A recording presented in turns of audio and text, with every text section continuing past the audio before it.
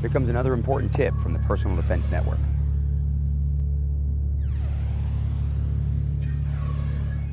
If you take your personal defense seriously, you also need to take the lives of those in your environment just as seriously. Obviously, at the end of the day, if you make a tragic mistake and shoot someone who doesn't need to be shot, you're not going to feel better at the end of that day. You're going to feel much, much worse. And the financial, legal ramifications, the social ramifications that are going to come from that could be devastating. Not as bad as getting shot and not defending yourself when you actually needed to, but certainly not nearly as good as showing discretion and being sure that your threat that you're responding to with that firearm that you carry is actually someone who deserves to be dealt with in that way.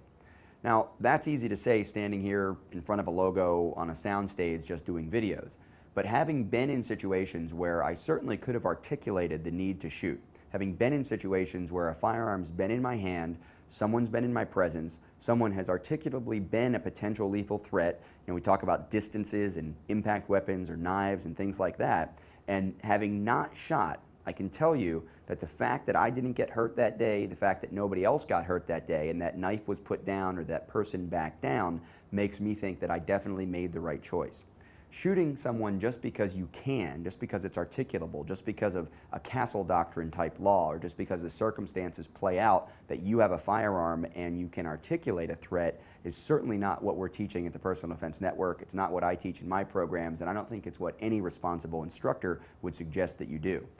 Teaching you to be able to shoot when you need to, when you absolutely should use lethal force to defend yourself is really what it's all about. When you do force-on-force training, when you do scenario live fire training in a shoot house, or if you get the opportunity to train on a high-level laser video projector simulator, you need to make sure that you're going through scenarios that cause you to face those decisions, cause you to face the decisions of, do I need to shoot that person just because they have a gun, or do I not need to shoot that person, challenge that person, or maybe just back away from that person and avoid the conflict altogether?